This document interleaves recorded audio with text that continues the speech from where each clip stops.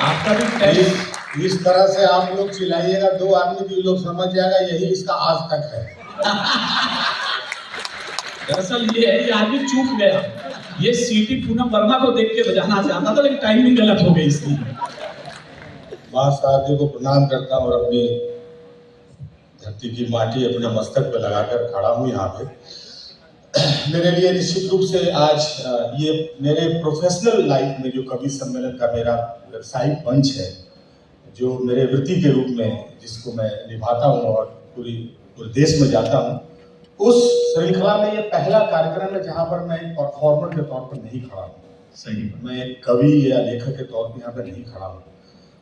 एक तो मैं दैनिक जागरण को इस बात के लिए विशेष बधाई दूंगा, दुमका यूनिट को, राजीव भैया आपको और पूरी टीम को, कि ये बात निश्चित रूप से है। मेरे मन में पहली बार जीवन में मैं किसी कार्यक्रम के लिए आयोजक दैनिक जागरण है, लेकिन धमकी मुझे लगा हुआ था, क्योंकि मैं 7 दिन से इन लोगों के साथ था। मुझे लग रहा था जब मेरे शहर जाएंगे तो इनको कैसा माहौल मिलेगा, कितने लोग आएंगे।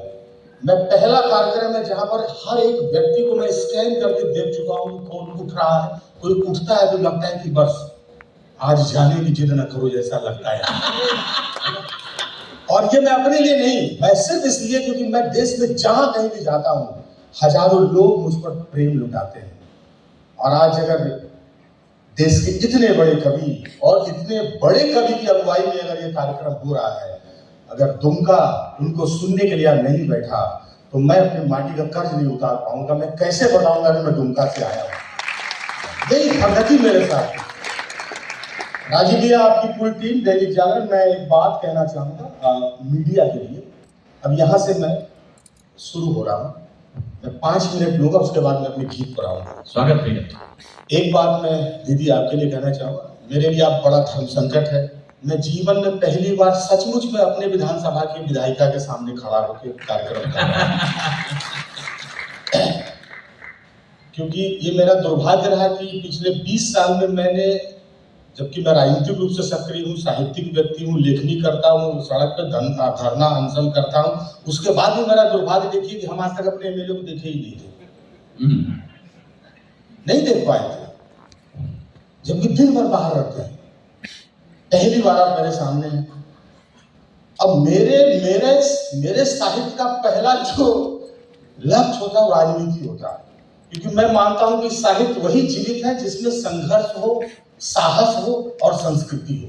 अगर कोई भी साहित्य इस तीनों से वंचित है तो फिर वो साहित्य नहीं है। बाकी उसको जो कहना है अब कह लीजिए, उसमें साहस, संस्कृति और संघर्ष होना चाहिए।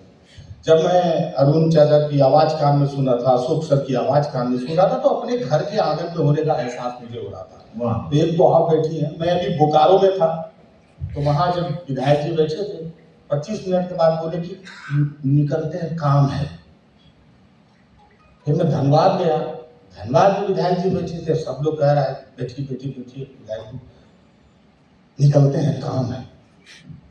गिरिडीह गया, निकलते हैं, काम है। हम रात भर यही सोच रहे थे कि जिस राज्य का विधायक इतना काम कर रहा है, वो काम छा कहाँ रहा है।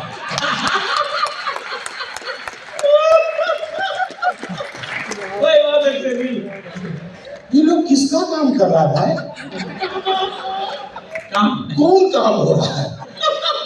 काम दिखे, वृक्षारोपण हो रहा है। काम है।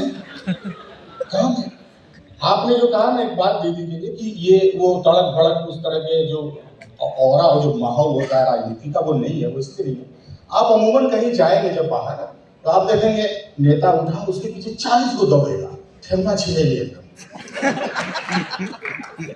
उसको ठेल रहा बॉडीगार्ड का पैर पकड़ लेगा, दौड़ने दीजिए, दौड़ के जाएगा। हम एक तो रुके, रुको, हम गए, सांसद जी, विधायक जी, मंत्री जी यहाँ से गए, वो तो अपने घर चले जाएंगे। तुम कहाँ जा रहे हो बबलू? कहाँ दौड़ रहा है? कहाँ भैया, ये तो नहीं समझ में आ रही, तुम कहाँ जाओगे? वो रास्ता तुमको दिखाने के लिए साहित्य यहाँ पर मौजूद है, इसलिए यही देखो, वही रास्ता दिखाता है साहित्य, है ना?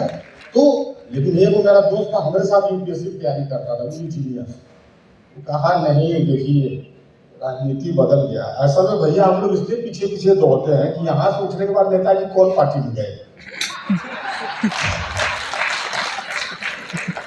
देखना पड़ता।